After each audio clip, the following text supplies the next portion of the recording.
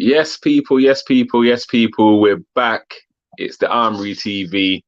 Your boy Gumza. We got G Talks in the building.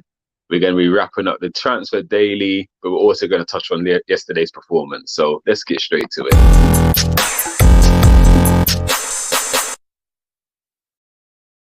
Yes, yes, yes. We're in the house. We're in the house. G Talks. How you keeping, my brother?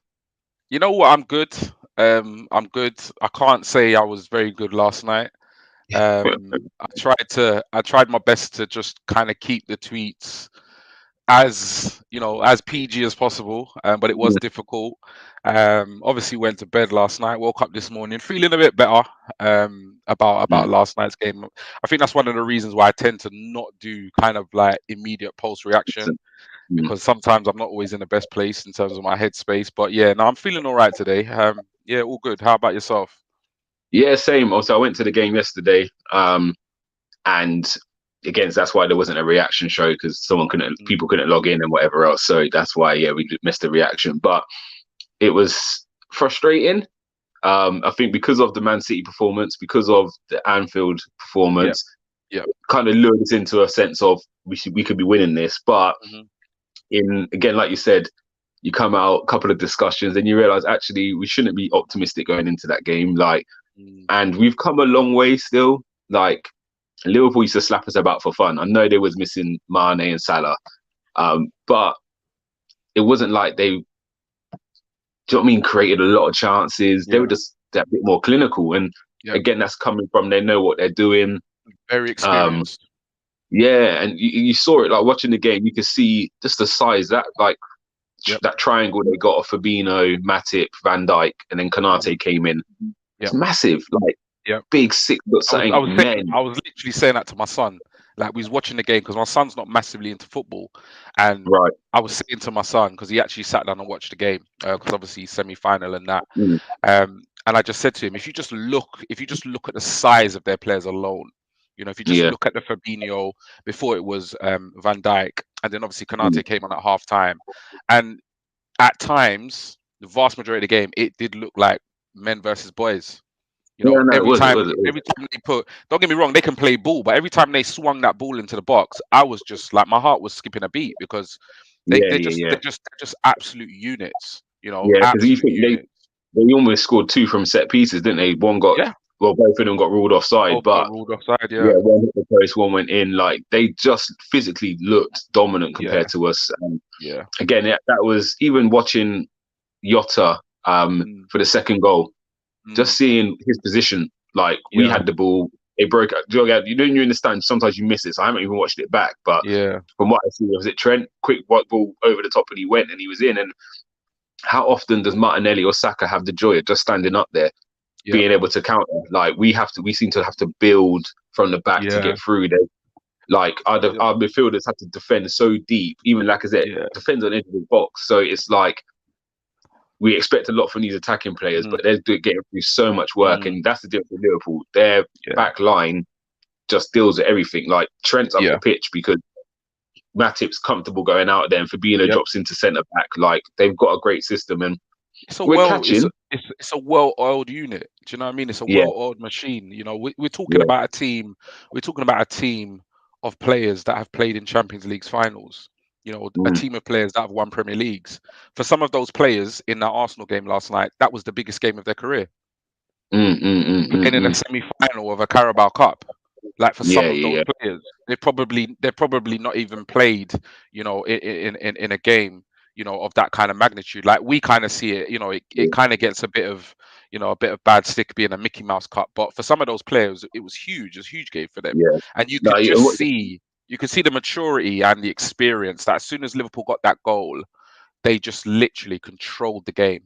Absolutely dominant. In terms of what you're saying, it's very true. So Liverpool did have a couple of youngsters out there, Curtis Jones and Gordon, but their impact in that team is not minimal because they're good players, but they're just bit part. Whereas our youngsters who we're relying on, do you know what I mean? As you're saying, you look at our midfield, Odegaard's got a bit of pedigree, but he's probably never played in a semi-final and be made to be the main man. Like Odegaard's been put in centre midfield and he's the one we're looking at. And Sambi Lokonga's another one. Do you know what I mean? So our main engine room where you need that experience, that know-how, we've got Lokonga and a player who doesn't even play in that position. So those things do play a part. Whereas if you look at Curtis Jones, he's probably looking next to him thinking, I've got Fabinho and Henderson next to me. It's no I've got comparison. Van Dijk behind me, Trent. You know what I mean? So you've got players all around you where even to Gordon, he's not policy. That's it. That's it. So it's definitely not trying to get overreactive and do you know what I mean? It's sometimes yes, it's frustrating. I think the game was more like, obviously I was really, really annoyed last night. Obviously spoke to the rest of the Cannon Chatter team on WhatsApp, not so much to Lottie because I know she was at the game, she was traveling home, but me and Stephen had a chat, put out some tweets. But as I woke up this morning, I thought to myself, you know what, that performance was more for me, more to do with what's basically going on off the pitch rather than on the pitch. Because if you look at what's going on the pitch, that was a team full of unfit players. Vast majority of them were either not match fit or hadn't even had a training session. If you look at the likes of Tomiyasu, ESR, and so forth, and Partey, he's probably jet lagged, to be honest. Just traveled back, And then you got the likes of, obviously, that we do know of, the likes of Nketiah and stuff that generally are not good enough in terms of Arsenal. You got someone like Sambi who is potentially very good, but he, I don't think Arteta even envisioned that he would have played as many games as he's done this season, just based on the circumstances. But also, it's just got to do with like a lot of other kind of lots of things that are happening in terms of like, we're in this position, and I know you've spoken about it on your platform, we've spoken about on ours, where we're in this position because of the years and years and years of poor transfer activity. We're in a window where we're having to get, the last window we had to literally terminate contracts and give players away, and we're more or less doing the same thing. Because if you look at the likes of Balogun, Ainsley, Kolasinac, Mari, they're either players that can't get into the team or you don't even want in the team. So it's just one of those situations. Do you know what I mean? So it is what it is, man. You know what I mean? We played arguably the second best team in the Premier League, so I'm not going to lose any sleep about getting knocked out by them. Definitely, and what you're saying is completely true about the transfer business of the club. And again, we've gone into this window. We know El Nene and Partey are leaving for the AFCON. The first thing you do, and I get why fans will go like, "What are you doing?" The first thing you do is loan out Maitland-Niles when you know you're short in centre midfield. I know. So it's like you left yourself even shorter. Yeah. And then on the flip side, you haven't brought no one in yet. And my only argument or defence I can have of it is, we know Wiltshire's training with us. If we could easily offer Wiltshire a contract, and whatever happens in the season, if it goes wrong, fans are going to go ballistic about it. We've seen what we've done previously with Dennis Suarez, the Kim Kallstroms. Yep. We tend to, even you look at your El Nenes, your Maris, we buy players who Cedric, are not going to replace. They're not replacing what you've got in front of them. They're just coming in to fill. And at least I think with Arthur Melo, if he comes in, he's someone who comes in and he's better than what we got. And this is my only reason for I can accept a delay if we're bringing in quality who's better than what we've got. I can accept the delay in it now because. But if we go and bring somebody who's just gonna play back up to Xhaka, who I don't know your opinions, but should be Xhaka shouldn't be a starter for Arsenal. I agree. The basis of it now should be Partey is I can see it as a player there.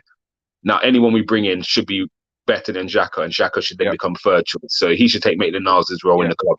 Or there is so if we get a midfielder, otherwise we're just getting rid of Maitland-Niles to bring in someone who's not Premiership ready, who now on the same level. So that's my only saving grace. The player we're linked with in Arthur Melo, to me, is an improvement. Again, he might not take to the Prem, or he may come in and just hit the ground running, but profile-wise, he's a better player than Granit Xhaka.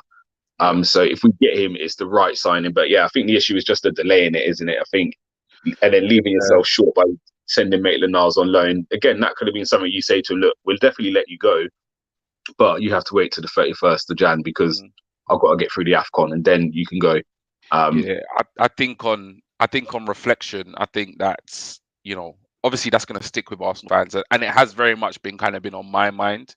Like, I know when Arteta revealed, he said like he more or less had, almost like a verbal or gentleman's agreement that, Ainsley came to him, with legitimate argument as to why he wants to move on a loan, and he kind of granted his wish. But at the same time, when you're looking at, obviously, we went into the window with a problem in midfield, let alone the red cards, that Xhaka and Partey have now picked up. Obviously, fitness concerns, etc., for some of the players. But yeah, I think if you could have just done the deal with Roma, and then you could have just signed the paperwork on the 31st and make the deal go through, and we could have just kept him around. Because I think, particularly against Nottingham Forest, I don't think Ainsley would have made much of a difference in last night's game. But particularly against Nottingham Forest, we could have played him instead of Patino, and I think that would have been a significant difference in the middle. So yeah, I think they might be ruining that decision to let him go so early, especially if we don't get anyone in. Can you imagine the reaction? Yeah, it's going to be. Hey, and I just log off. I just log out of Twitter. I'm not here for it. I'm not here for it. So I think I'm just going to log out of Twitter if we don't sign anyone. Yeah, just leave everyone else to it. Because I've been a big backer. Like, even Arteta, he's had his criticism from me. I'll be honest. But Edu, I've backed Edu from the beginning. Like, when everyone was onto him in the summer, I'm saying, you lot are mad. He's made I would say 2 bad decisions. I think the first one was Willian, but even that, on paper, when you look at it, you think it makes sense. I'm going to back you on that one. It just didn't work. I'm going to back you on that one, because when we signed Willian, I actually thought, you know what? I know he's 31, 32, but he was Chelsea's most creative player the season before. Yeah, he was good the year before. Yeah. He was basically their player of their season. He had Premier League experience. He didn't need to settle in. And I thought, you know what? He does tick a lot of boxes. Yeah. But for whatever reason, just like any transfer, it can go left. Do you know what I mean? It can go left. Yeah, definitely. So yeah, that was one. And I think the Maitland-Niles to Wolves the year before, again, I didn't want to see him go, but when someone's offering you 20-something mil for him, to me, you had to take it, because he's not a certain starter in his team. So I think they're the 2 things I question Eddie on. I think everything else, I think he's got pretty much right.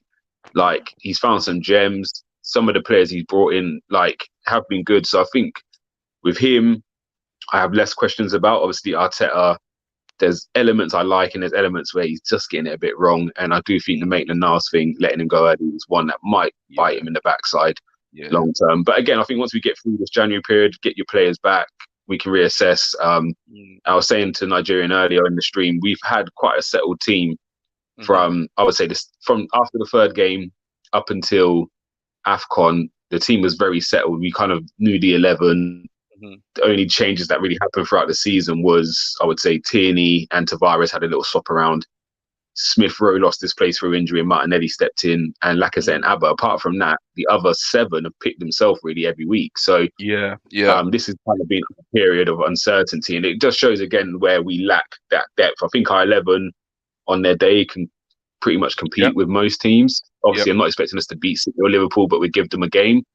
But once we start having to rotate some players in and out, it just shows you our squad's not where it needs to be in order to compete. And if we go back into Europe next year, we do need, again, and this is the cases of Granit Xhaka now not being your starter and his level being your backup. Like, that makes a big difference. You know what I mean? It's, looking at a Lacazette not being your starter, but him coming off the bench looks a lot better than Nketiah coming off the bench. And everyone knows I like Nketiah. But yes, he's not ready to be that man for Arsenal yet. Again, I don't think Saka had his best game. I think Robertson dealt with him very well. Pepe missing now, you see it, because it's like you've got no one to come on in the area, so you can't even freshen it up. So it's just those little things now we need to improve on, and it's about, rather than bringing in backup players, it's about bringing in first team players who then will maybe make our first team players back up, or do you know what I mean? They're fighting for position. I look at Tavares and Tierney, and they're battling for that position. And that's what is healthy. Do you know what I mean? It's not much of a drop-off. Yes, Tavares has had a couple of bad games, but I think on a whole, there's not much of a drop-off. Smith Rowe and Odegaard now, it's kind of, you're not really complaining whoever else starts. It's like, you just, you watch City, and you can't even predict their lineup. And whoever plays, you just know the quality. And it doesn't matter who plays. You're in for a game. There's no real drop-off. There's no real drop-off. Like, you're actually thinking, oh my God, there's no Kyle Walker, hallelujah. Then you look, you think, oh, it's Cancelo.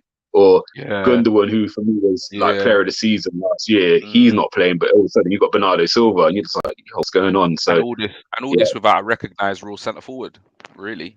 I it's know they got madness. It's Gabriel madness. Jesus, obviously that can do a job, but most of the time he don't even play.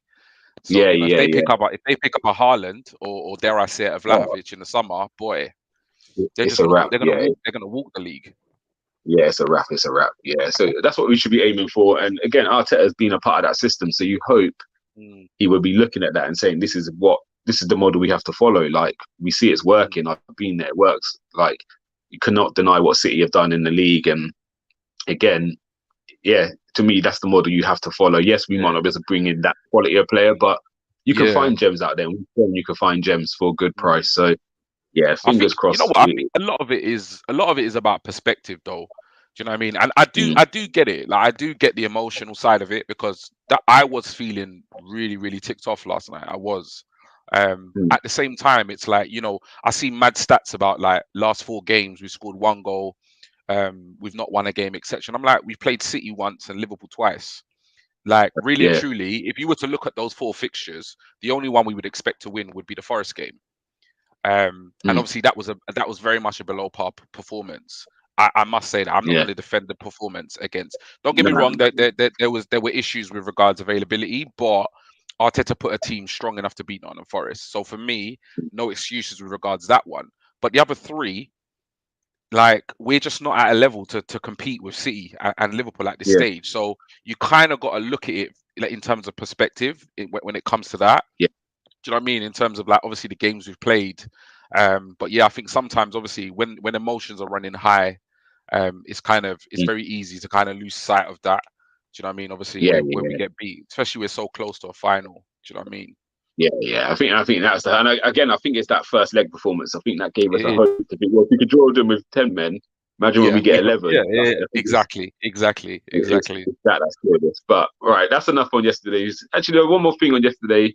Anyone you was impressed with, and anyone you think didn't really. Oh, and just cut Um, Tomiyasu out. I know we all agreed. yeah, Like we found out that he didn't train at all, yeah. and he only came in because Chambers and Cedric Yeah, both Cedric cut picked up. out. Yeah, yeah. The So timeline been gunning for Tomiyasu, and I actually yeah, I don't really get involved in Twitter debates, but this morning I had no, to no, no. because I felt like it was very unfair on him. Yeah, But yeah, other than obviously if we take Tomiyasu out of the equation, I thought Martinelli was absolutely fantastic. mm, If obviously he played for me, he played well throughout the whole 90. Um, yeah, I think as the game went on and the more comfortable Liverpool got in terms of controlling the game, they learned, they kind of clocked on how to deal with him. They just kept doubling mm, up on him, and they yeah, kind of suffocated him out of the game. Even doing that though, he still looked a threat. He still looked an yeah. option. So he had a very very good game. Ever so Mm-hmm. much that even Klopp had to mention him in his Yeah. post-match analysis. So he was absolutely fantastic. I thought Odegaard had a really good game in the middle. Mm, I thought he was, yeah. I wouldn't say it's one of his best, but I just think in terms of how poor the rest of the players were, I think them two particularly stood out. In yeah. terms of if anything was going to happen, it was going to come through either Odegaard or Martinelli. That's how I felt when I was Yeah. watching the game. In terms of a poor performance, Ooh, it's a difficult one. I don't think I think the vast majority of the players last night had somewhat of a mediocre performance. Like I just think they were all very kind of monotone in terms of the way they played. Yeah. Some of them weren't necessarily terrible, but they weren't necessarily great. So I find Mm-hmm. it difficult to kind of pinpoint certain players that were really really poor. However, I've got to say that what's his name? Oh God, I've forgotten his name now. Lacko just wasn't at the races last night. Yeah. Yeah. He just wasn't at the races last night, and I don't know. I don't know whether that's because he, he didn't massively get the service. We Mm, weren't great going forward as an offensive unit. At the same time, I saw Laka and I just thought to myself, I'm not sure if it would have been any different had we put on Nketiah, it didn't change anything. And I even thought had we put on Aubameyang, it wouldn't have changed anything because that's it. the way we played and the way Liverpool played, they just they just they just bullied him out of the game. Like Yeah. They were literally, comfortable. they were absolutely comfortable throughout the match. So I wouldn't necessarily say he was terrible, but he just wasn't at his best. And the two centre backs for Liverpool in both halves they just had the better of him all game. And so that was that really. But you know what? Other than that, I would just say it was a pretty mediocre performance from the lads. Like you said, you mentioned Saka. You could clearly see that Saka wasn't really up to the game last night. ESR was clearly rusty. Not match fit. So yeah, it's a difficult one. I don't really want to kind of say anybody had a terrible game, but most of them had pretty average game, to be honest. Yeah. No, and I agree 100% with you. I think Odegaard's a funny one. Sometimes when you watch him on TV, you don't realize how good he is. When you watch him when you're there, you start to see the quality with some of the passing. Yeah. When you think you got him boxed in, he already knows what he's going to do with it. And yeah, to me, he played well. He orchestrated quite a lot. Yeah, he did. And again, my not say issue, Tierney was frustrating me a little bit sometimes. A lot of times we was bringing it to him, and I'm thinking just give it to Martinelli, because not saying he's one-on-one with Trent. You could see Curtis Jones was coming across, but Trent didn't know what to do with Martinelli for a lot of that game. So he was keeping his distance, because every time he got too close, we tried to get him behind him. So you could have just feed it to him. Smith Rowe's coming to try and build, but we kept going backwards, and then that's when you saw then Ben White or Gabriel was then trying the long ones, which wasn't always working. So that was my only kind of negative. I think is it was not saying it's going to work every time, but just keep feeding Martinelli the ball sometimes, and because again, all that's going to do is someone's got to come across and help Trent, which then might create space elsewhere.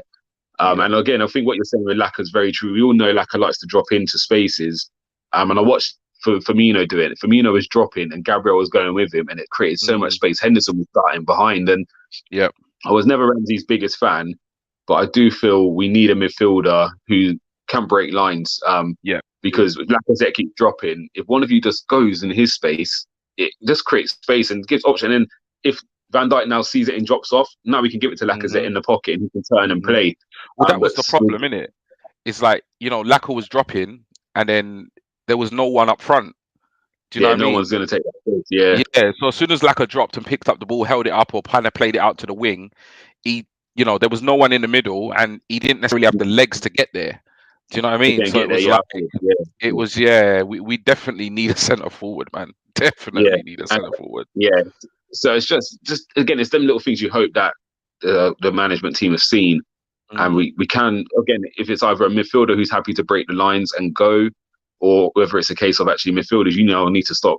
You need to take more responsibility and get on the balls to stop Lacazette coming in there, and so he could focus on the last bit. But yeah, as I said, it's definitely better than what I thought it would be in the summer. I went to watch the Chelsea game in pre-season, and if you see the meltdown I had after that game, because I was pretty optimistic going into pre-season, and that one I was just like, nothing's changed. Like, was that the Emirates Cup, innit? Yeah, when Xhaka scored the header. Emirates Cup, it was called something else or something like that. But I was at that game as well. That was awful. That game, that killed, like, pre-season I was optimistic with all the people we were looking at, and that game I came on the live stream and I had a meltdown. Like, and I didn't have one before. I was very much back in the process. That was Leno's distribution that day was dreadful. I remember, like, his distribution, and then that was the Bellerin back pass to Tammy Abraham as well, innit? Yes, that was it. Yeah, that game was awful, man. Yeah. My son hates Bellerin anyway. Like, he hates Bellerin and Xhaka. And we went at the end of the game, where the players come out. He had a few of his friends with him, so it was their first time. And I was like, I'll show you where the cars come out. So he was like, he had a bottle. He's like, Dad, I swear, if I see Bellerin's car, I'm dashing the bottle. So like, he lost it. Like, Bellerin's come out, he's booing, and my son's quiet when he don't. He'll watch Hey, this is what Arsenal do to you, man. But yeah, that was the first time I saw some passion from him. His head was gone, and it's only pre-season friendly, but his head was gone. But that's it. Again, the positive is the way we're talking about Arsenal at the moment is not what I expected to be talking about come pre-season. So actually, it shows there is a bit more of an identity. We've got a bit more hope in the team. So let's just hopefully, we've had these bad patches. We're going to lose games throughout the season. And again, it's how they bounce back. And obviously, Burnley on the weekend, the only problem will be Xhaka and Partey both out. Yeah, it's a big issue. So it will probably be Lokonga and Odegaard again. So hopefully physically they'll be all right. But football wise, yeah, if we can get the ball down and play, it was at the Emirates as well, isn't it? So yeah, it's our home game. I'm expecting us to bounce back. But today's about transfers. We've done 25 minutes without mentioning it. I know. That's the record. But no, it's good to catch up with you, man. Like, no, definitely, man, definitely. I think we're on the kind of same agreement and agenda on some of these things. But transfers, again, nothing really new coming out today. A couple more teams in looking at Aubameyang for the reports. So it's looking likely he probably will be on his way. He put out a message on Instagram yesterday of him training in his, it looks like a home gym, saying he came back to England for test and there's no problems with the heart. So again, that looks like that's something that maybe could happen then. If he was to leave, he shouldn't fail a medical. So do you think this is kind of the end of Aubameyang's time, and do you think he'll be gone in this window? I think in terms of his time at Arsenal, I think it's a wrap. I think, you know, whether or not it's this window, I'm not too sure. I think if it doesn't happen this window, it will definitely happen in the summer. I just can't see that situation rectifying itself between him and Arteta, and just kind of like him and the squad and just all of it. It's a real mess. I think he takes the initial blame. Sorry, I think he takes the initial blame for being. For me, he takes the initial blame for being out and obviously missing training. Do you think Arteta's been a bit harsh because he isolated him? Now, for me, that's a play of, if I isolate you, team, someone will come and it's like, you're going to go. If I keep you in the squad, you might decide I'm just going to stay here. I'm playing 20 minutes, half an hour. I'll get my spot back when I'm ready. Like, I'm just going to ride it out. So I feel it's definitely a play on Arteta to say, I'm forcing you out of the club. Because to me, the punishment is very harsh for what the crime was. Yeah. Like, I just think the only thing I'd kind of counteract that with is that obviously it's public knowledge that he was late. There was some controversy about, you know, the reasonings or the intentions behind the trip, and then he came back late, etc. Obviously we had the North London Derby issue when he was late, you know, a season or so ago. But I don't think we know the full extent of what's actually gone on in terms of the disciplinary. If Arteta's done this based on just that one incident of him, you know, with the trip, I do think it's a bit harsh. I think taking the captaincy from him is, for me, punishment enough. I don't think he should have been isolated, you know, away from the squad. But my only question is that, do we really know the full extent of, you know, what has happened? Are there other instances? You know what I'm saying? There's so much speculation. There's so much rumors. You know, even his return from AFCON, you know, there was obviously he had certain health scares, but there was also rumors about, you know, drunk girls and hotels and all sorts that was circulating, and you just don't know what to believe. You don't know what's absolute nonsense or what's the truth. So if it was based on the trip, I think it's a bit harsh. If it's based on more, which we're never going to know until, you know, maybe when he leaves the club or when Arteta, you know, speaks a bit more transparently about it, then I can understand. But I definitely don't see him having a future at the club, which for me is really sad, because, you know, he was one of the players that really got me excited again about Arsenal Football Club. You know, the big money move he did from Dortmund, I thought, you know, this is a sign of things to come. Big money signing. He came in, he absolutely blitzed the Premier League, you know, in terms of our league positions, but he's the only reason why we finished, you know, in the top half of the table, you know, when 100%. We did. So it is sad how it's kind of come to this, but I honestly just can't see him getting back into the side. I really can't. He'd either leave this window or the next. I think if we could get an offer, I think Arteta takes it in a second. But it's just whether then the desire for the player. But again, I feel he does want to play. Like, if you know Arteta, not Arteta, Aubameyang, he doesn't seem like one who's just going to happily sit there for his money. And again, it's harsh because them years where we were calling for him to sign a new contract, and to be fair to him, that process and that. So it is a bit. And again, at any time there, any team would have had him that window, and we was in the mud. So fair play to him for signing. And again, my memories of him, regardless of what's happened now, is fond. I think he definitely bridged the gap between the fans and the club, because it was a toxic place. And just his little interactions. And again, that same game on talk about Chelsea, his car got absolutely mobbed, and where other players would be just trying to get out of the situation. He was just laughing and, do you know what I mean, just smiling and putting his thumb up and taking pictures. And he was blocked in for about half an hour, couldn't get down the road because his car got swabbed. And it's just those little things which I remember Aubameyang with, is actually he was about the fans, in my opinion. He did, do you know what I mean? There's little bits where he didn't criticize AFTV when others were. Like, he actually reached out to them guys. Do you know what I mean? There's little things he did with those guys make you feel like actually he could just be a pro and just stay away and hide from it. But he actively came out and backed them when there was talk about is he too close to them and stuff like that. Like so for them things there, I've got to rate how he's been and what he's done for the club. I think the dressing room was in a bad place until he came, and he kind of bridged that gap between young players and some of the senior players. And even the way he's reacted to the, for me, like I say, I like Aubameyang, and I am really sad the way everything's kind of transpired. At the same time, as a manager, Arteta has a job to do. He's got he has to have certain, he calls them non-negotiables, and that has to be he has to set a precedence, regardless of who the player is.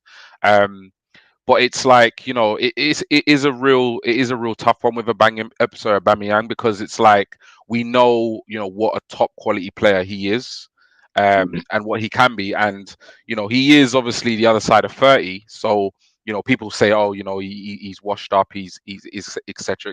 But I don't necessarily feel like that's true. I just feel like whatever's happened behind the scenes, there are reasons why, things have happened and him and Arteta have fallen out. And for whatever reason, that's massively impacted, his performances on the pitch. And he's had a host of personal issues as well, off the pitch as well. To be honest, I don't think his brother's a great influence on him. To be honest. And I know some people say I'm out of order for saying that, but just from what I've seen, I just don't think he's a great influence in terms of Aubameyang's professional career. Anytime there's an issue, he seems to be there or thereabouts, or there.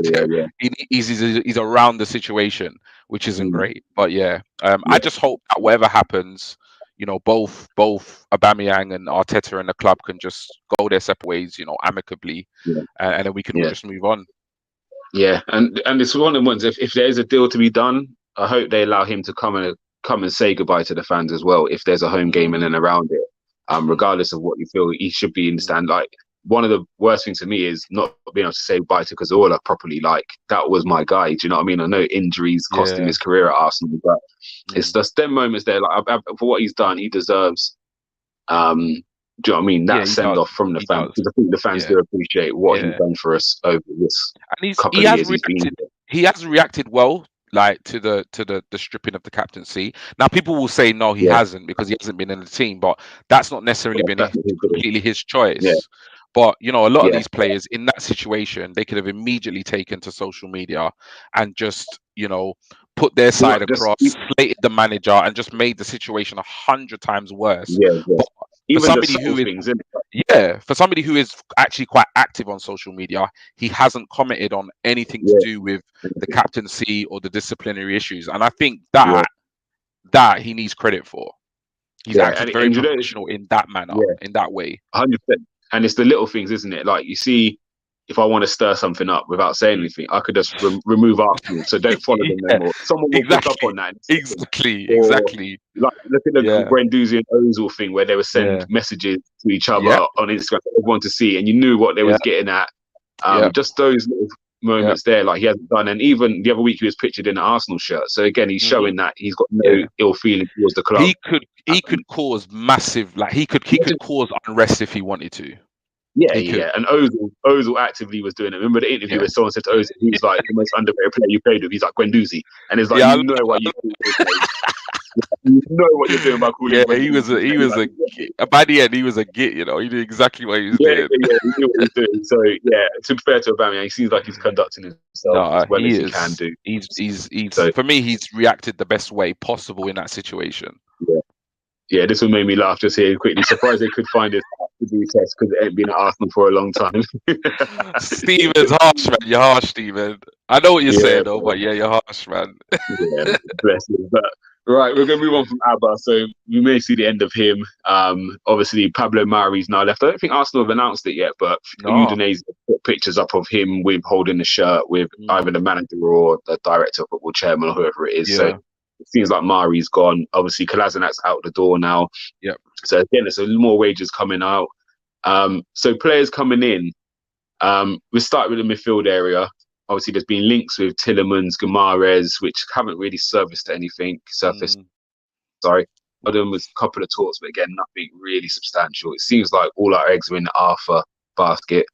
What's your thoughts on this? Do you think it gets done? Talk of a 6-month loan, but Juve want 18 months. Do you think we just accept the 18 months and take him, or are we going to fight for the 6? I think Bruno is definitely, in terms of a player coming to Arsenal, I think all Arsenal fans will be in agreement. He'd be an absolute brilliant buy. But I just think, given, if you actually look at the kind of rumours that are circulating, I just don't think there's a possible move for January. I think maybe that's one we could potentially revisit in the summer. I think with regards Tillemans, this one really does interest me. But again, I just think, he's by all accounts, he's not going to sign a new contract at Leicester.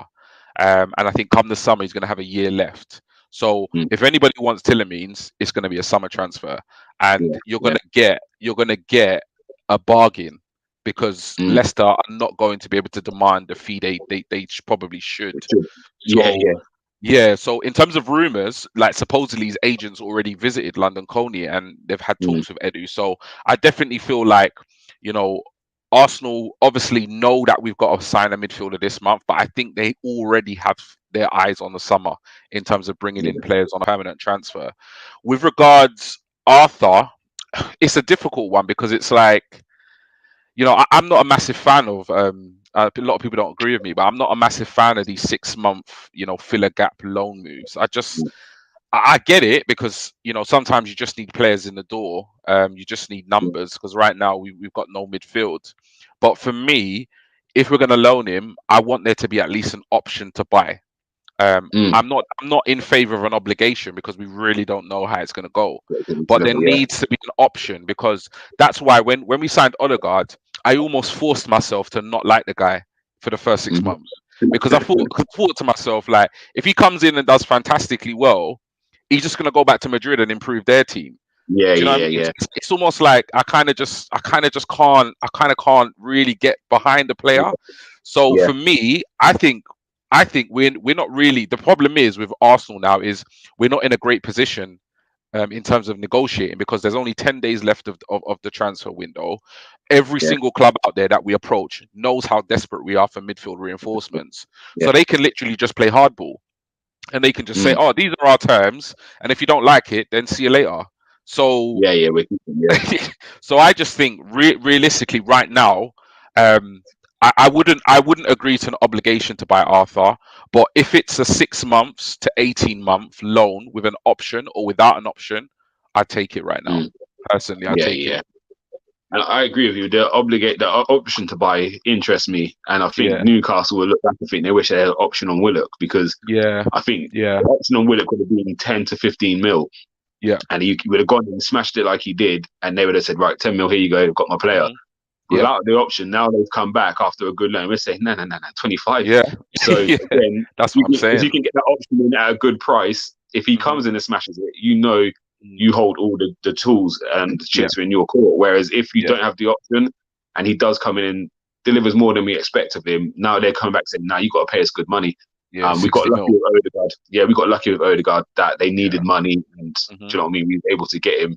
I mean, again, he done well in his loan, but he didn't tear up trees like. Do you know what I mean? So I think we got quite lucky with that one. But what you're saying is true. I definitely feel we have our summer targets, and Guimaraes and Tillemans to be other two.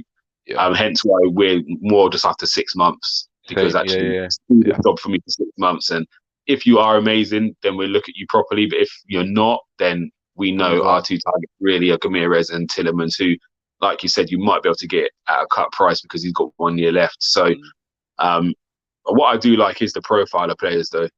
I do like the man. 100%. It's players who are kind of on the up or doing, a young age, but are delivering rather than, before we linked with the Coutinho's where it's failed somewhere. And we're giving them a home. It's like we're not going for them guys. No, it seems like we're going for players who are delivering. So for me, it's definitely we're shopping in the right areas in terms of Tielemans and Guimaraes. And another one I'd add in there is Ruben Neves. I wouldn't be mad if we got him either. Yes. Even Basuma, man. Jeez. Yeah. Again, I think he's one that needs to come in just to be, even if he's not a second choice to Partey, but him and Partey should be rivaling for that one spot. Yeah. And then it could be Tielemans, Neves, Guimaraes, and Lokonga fighting for the other. And that to me is, if you got that as a 4, that's what we should be looking at. Like, that's what we should be looking for. So So do you think the Arthur deal gets done, or do you think we'll move on to someone else?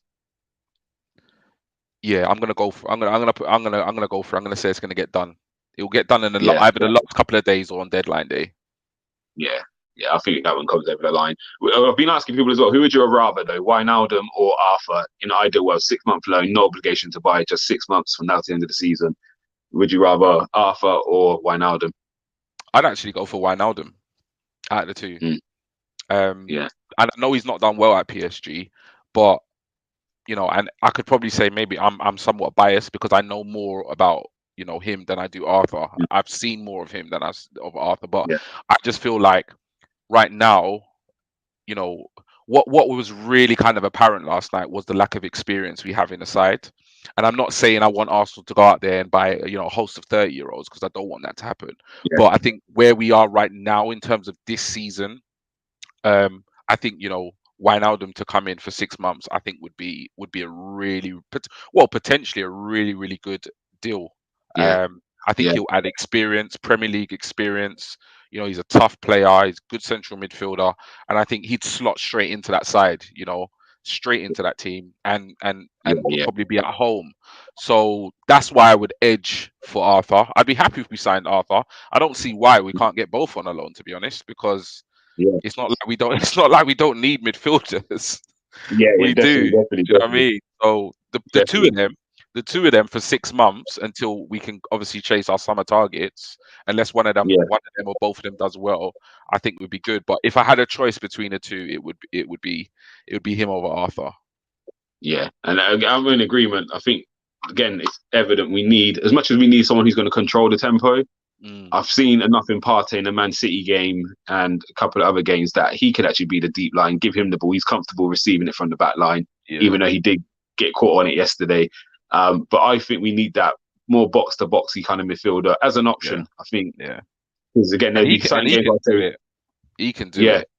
You can see even when he played in the Euros for Holland, he was just immense. Scored a couple of goals. Like, box to box midfielder, brilliant. I want someone who gets on the pitch a bit more.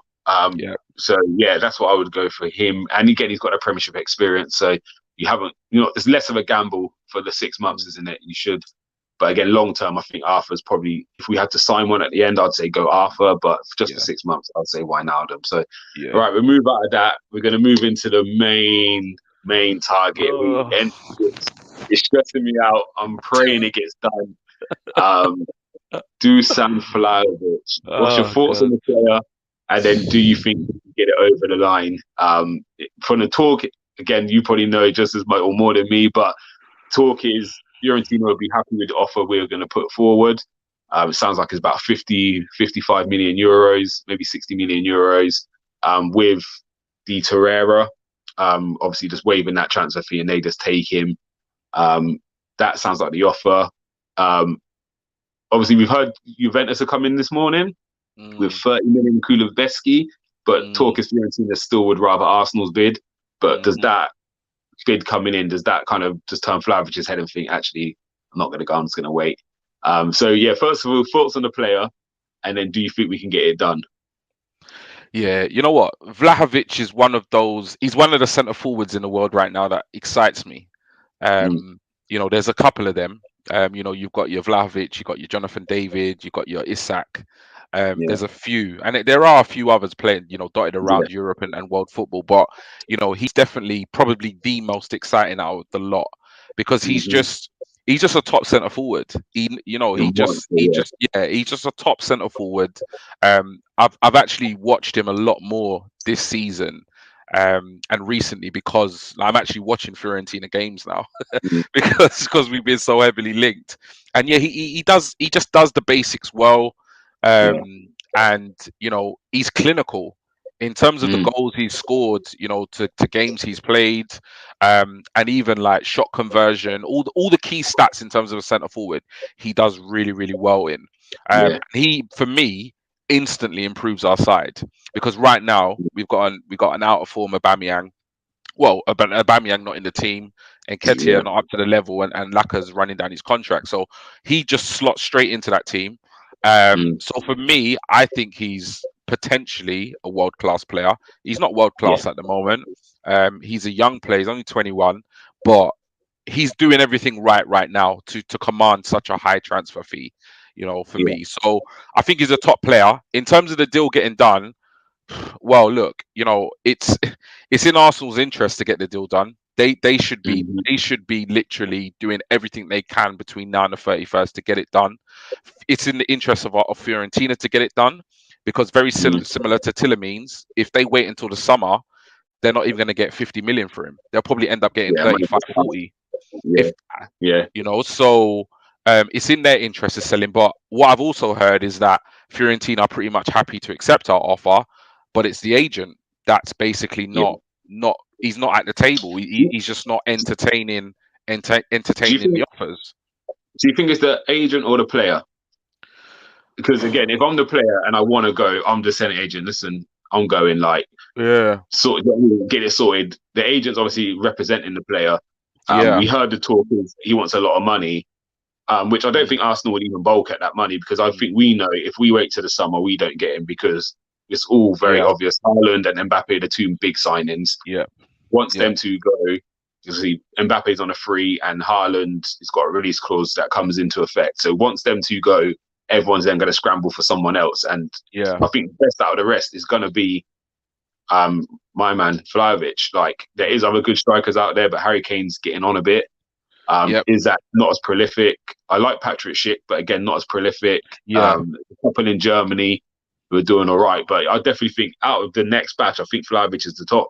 Yeah, he's the top one, and So it does make you question whether actually he wants to come to Arsenal, because, like mm, you said, at the end of the day, yeah, agents, will power, etc. But if that's your representative, you're gonna just tell him, listen, pick up the phone, make the deal happen, or you're yeah, gonna get yeah, rid of him. You're gonna get rid of him and hire somebody who's gonna make the deal happen. yeah, Do you know yeah, what I mean? So yeah, it's really hard to know what's actually going on, because I think realistically, I don't think I don't think many of the journalists out there even know. I think they're just kind of second guessing in terms of mm, why for all we know, the deal could be done and dusted, and yeah, and pretty much, be a formality. But I think it's just the unknown. I think where we've obviously been linked with him the whole window, it seems like we don't have any other targets, etc. But Arsenal Football Club are not stupid. no, They're gonna have other targets. They're gonna have other players that they are targeting. But right now, if you were to ask me, does this still get done? I'm I'm very much 60-40 no. really. Um, So on the other yeah, side, I was 50-50. At one point I was yeah, like 80, like almost 100. This deal's getting done. yeah, yeah, And yeah. slowly as the days go by, I'm becoming So less and less optimistic. So I'm 60-40 that it won't happen. see, I'll give you the reason why I'm the other side. Um, and it may be me and my blind faith or just hoping, but I'm looking at October time when we first were Mm, linked with Vlahovic, yeah. and they come out straight and said he ain't going to Arsenal. Like, that got shut down in a second. So I Very don't true. think I Very think true. they're open enough to shut that down then. So Yeah. why would they shut it down right now if Mm, it's the player who doesn't want to go as such? Um, then we was linked with a lot of other players at the start. So Jonathan David, Ollie Watkins, Isaac. Um, yeah.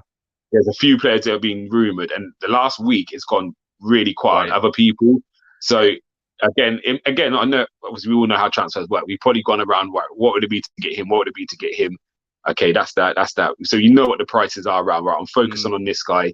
If it doesn't happen, I know I can just give 35, 40 million there, and I'm getting that player. So we saw it with Auer and Partey. We was mm, heavy Auer, last minute we said that we can't negotiate with these not no more. Right, Partey, there's your money, in you come. So I do think maybe that's why we haven't heard anything else of other strikers. Maybe they know who their second and third choice is, how much it's going to cost to get them out of their deal. So actually now let's just focus on this one. But my saving grace, I think Fiorentina have been the more vocal in this whole deal. So it seems like there's definitely some truth in it. And again, if that's the case, why hasn't Vlahovic's agent just come out and said, Fiorentina want a deal, but we don't want the deal. Like, we're waiting for you. They're actually mentioning Arsenal in their communications now. Yeah. So again, is it a play just to get the most out? Is this Kulusevski talk just to now get another couple of mil out of Arsenal to say, yo, you know, they're waiting. Like, it's summertime, they're going to give us 30 in Kulusevski. Boy, for you to get him, you need to give him an extra 50,000 a week, and you need to give me an extra couple of mil. Like, we know how negotiations work with these agents, these super agents. They're trying to get the best deal actively. We've seen it for years. I remember when Rooney got linked to Man City. And within a week, Man United stumped up like 200,000 a week for him. And it's like, it damaged Rooney. It's a game of chess, isn't it? Yeah, what this will do for Vlahovic is some fans will be like, if he don't want to come, we don't want him. However, he's very tight-lipped and he's kept quiet, and his agent will be saying keep quiet. And we see it with Smith Rowe in the summer. Me and Gunnar King had a big argument about it. And I was like, listen, agents are just doing their job. He'll be going to Aston Villa saying, you might be able to get him. So Villa are coming in, throwing money, 35, 40 million. And he knows deep down Smith Rowe wants to stay at Arsenal. He's telling Smith Rowe, just keep quiet. Don't say a word. Because I'm just using this as leverage. So this is why I'm hopeful, and I'm hoping it's not just blind faith. I hope you're right, man. I hope you're right. I really do. I watched yesterday and I was like, this is what we need. That he's physically big, he's fast, left foot, like he's just ticked so many boxes for me of what we need as a striker. He's got a bit of Abba and Laka, where he's got Laka's hold-up play, but he's got that more goal-scoring threat of Aubameyang, isn't it? Where he wants to. I watched Laka yesterday. It seems like he doesn't want to make the box sometimes. Where I watched what I mean. The other day, and he's just on the shoulder, just waiting for that ball to come. Like it's just that element. When I saw him the other day playing for Fiorentina, I got Van Nistelrooy vibes. Yeah. That's what I got. Like, I just got these and I hated Van Nistelrooy. I tell you, I really did. Well, I didn't hate him as a person, but he played for United and he was a top goal scorer. You know what I mean? But that's the vibe I got. He's just absolutely lethal in front of goal, and that's what we need. That's what we need, because sometimes we're playing games, and against a team like Liverpool, we had the odd chance last night. We did. They were half chances, but that's the key moments. It's those half chances that you need to bury, which changes the whole game. The whole game is just turned on its head. Whereas at the moment, our strikers are skying it or putting it wide or just not connecting right. So he's the type of player. He comes in, he buries that one chance you get in the 90 minutes. He's that type of player. So I hope you're right, man. I hope you're right. We're gonna pray. If we don't manage to get him, obviously we know we're in for a striker. Whether it gets done this window or in the summer. So just say we don't get Vlahovic, we keep Abba, we keep Laka, and Nketiah, whatever it is. Just say Abba comes back into the team. That takes us to the summer. Who would be your target then? Obviously, realistically, so we're not going to get an Mbappe, we're not going to get a Haaland, and we're not getting Vlahovic. Who do you then go for? Well, I think personally we're going to need two strikers in the summer. Because I can't see Aubameyang having a future at the club. I think Eddie's gone and I think Laka's gone. So that's just going to leave us with Balogun. For me, he needs to go alone. He needs another year somewhere. For me, I think we need two. If we can't get Vlahovic, then the rest of the other strikers that we've been linked with, you know what it is? I'm not completely convinced by. Like Vlahovic, he's got my vote. Like, I'm completely convinced that this guy is a top player. But Isak, I like Isak. Really, really good, technically gifted player, but not the most clinical. Not clinical, not prolific in terms of goal scoring numbers. That kind of concerns me a little bit. DCL. He's a player that, look, I wouldn't be thrilled if he signed for Arsenal, but I'd give him a chance. My problem is he's a bit one-dimensional in terms of the way he plays. You ping a ball in the box, he'll get on the end of it. His hold-up play is good, but I just don't think he's technically as good in terms of like what we're looking for. Jonathan David, he's exciting, but you know, he's playing in the French league, and not all players that come from the French league have done very well. Yeah. But, We're not going to mention names on this stream, but yeah. names because I'm a big fan of his, but yeah, it's just not working out at the moment. But so yeah, honest truth, if we don't get Vlahovic, I'm pretty open minded. I'm not really set on any other one striker because I know I've heard like Ollie Watkins and stuff, but again, I'm not convinced by him. So I'd be, you know what, if we don't get Vlahovic, I'd be disappointed, but I'd be pretty much open minded to the fact that whoever we get, you know, give him a chance in the shirt and see how he does. But yeah, I'm not convinced by any of the other targets, if I'm completely honest. Yeah, I think the profile we're looking at it all seems to be the same, isn't it? Physically quite big. Yeah. The age of 24 and under. Yeah. I think that's the kind of profile we're looking at. So I'm not angry with the profile. Again, sometimes you have to be patient or just trust the process because none of us. I don't know how you was with Ramsdale. I actually wanted a keeper. I wasn't happy with the price we paid because I thought he wouldn't come in and be first choice straight away. But there's a stream of me and Gunnar King arguing because I'm saying Leno's distribution is not good enough for what we want to do. And he was like, why do you care about distribution? The keeper's got to save shots. And we was arguing. And it just showed what Ramsdale brought. Yeah. Such a difference. So again, I probably lean towards Calvert-Lewin. I know he's not the finished article. Yes, he needs a lot of work. I think technically what you're saying, I don't disagree with. But you know, I'm just, you watch other teams play. Now, don't get me wrong, Trent's delivery is fantastic. Yeah. But you can't tell me Trent picks out that cross every time. Trent just puts it in the area and his players are going to make it. If they know the ball's coming, they make the run. Now, Martinelli, how many times got down that left wing against Trent and cut back in and didn't stand one in the box because what's there to hit? Well, if I know my guy's coming in the back post, I'm standing it there. And do you know what I mean? I might put 8 there and he might connect with 2 and one of them might go in, but he can do that option of putting it. So for me, that's probably why I will go with him over Is. I do like Isaac, but I just think physicalness that Calvert-Lewin's going to give us. Again, we spoke about how easy Van Dijk and Matip had it. And I want someone who's going to play up against them too, or play up against one of them. Or when you go to United, actually going to look and say, yo, I'm picking on Lindelof today. Yeah. Like, I'm just picking on you. Yeah. No, I hear what you're saying. I'm not even going over Iran side. I'm standing on you all game and deal with it. You know how Drogba used to just treat Senderos like, you're going to play him against me? We saw Lukaku do it to Pablo Mari the other day. Like, Lukaku literally ended Mari's career, you know, at Arsenal.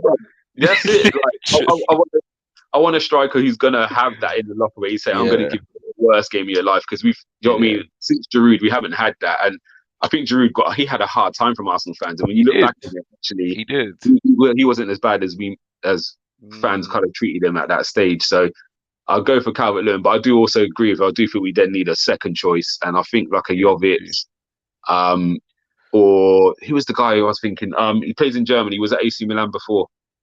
What's his name? Andre Silva. Oh, the Portuguese guy. Yeah. He's playing Bundesliga now, isn't he? Is it Leverkusen? One of them. Someone like him, I wouldn't be mad at coming in as your second choice. Yeah, he's a unit as well, isn't it? Yeah, even in your Jonathan David, who's a bit different to then your first choice. But I do think we need that big target, man. And again, I think it gives them boys behind a base to play off. I think they should just go all out and just get like your Vlahovic and your DCL, like just get the two of them.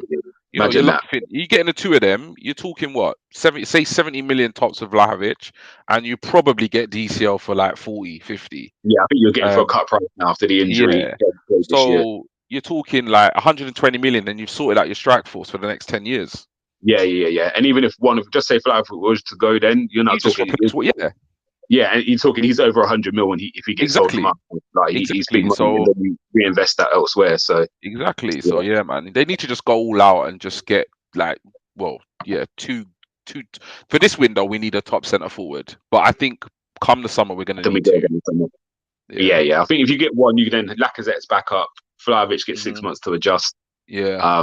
And again, what you then get is when you bring in Lacazette on, it is a lot better than when you bring on Eddie. And people know I don't mind Eddie as a player, but again, when you're talking, we're going for top 4. He should be third choice, like not second choice. I'm not gonna lie. When Eddie came on last night, I just thought, what's the point? Yeah, you don't want good thing. Bro. Like I literally, Van Dijk, I went, ooh, and then he was offside. I see Eddie on the touchline coming on. I literally just sucked my teeth and got another beer. You know, I was just like, "What is this, man?" Getting done. Even that for me was like, even if you were bringing him on, bring him on 10 minutes earlier and put him with Lacazette for 10 minutes. You can get something. But I think the Lacazette thing, I think it was the yellow cards for Laka. Obviously, I think he made about 4 or 5 before he got the yellow. Then he made 2 after the yellow. And I'm thinking one more of them. Frustrated. You could see even his body language. Like he was doing a lot of like throwing his arms about, and you could see he was getting frustrated. So we'll see how it goes. But no, G Talks, appreciate having you on, man. Like, no that problem, was meant to be a 15, 20-minute transfer. It's probably there was a lot of G Talks. So Stephen and Lottie, they always say it, man. They're like, bro, that's why you're called G Talks, man, because you don't shut up. So all I know is I can't get you and Gunner King on the same string because we'll be there for about 2.5 hours. So, but listen, anytime you're ready, maybe we look at next Friday again. We do a week roundup or something. Like, at the end of the week, we do a roundup. So we got like a week and a bit left. I think the transfer window 31st. So Arsenal will get the 2 deals done. Get 2 done. Minimum 2 deals done. And top 4 it's not off. Like yes, Tottenham are in a pole position at the moment, but I haven't been overly convinced with Tottenham. So there's still a lot to play for, and there's no probably better time to get top 4 than this year. We put ourselves in a good position. So it's not about sitting and wait into the summer because everyone else is going to strengthen again. Just go and do it now. 100. So fingers crossed. Hopefully the boys do it. But appreciate having you on, brother. No problem, bro, man. Anytime. We're going to touch base again soon. Bless. Guys,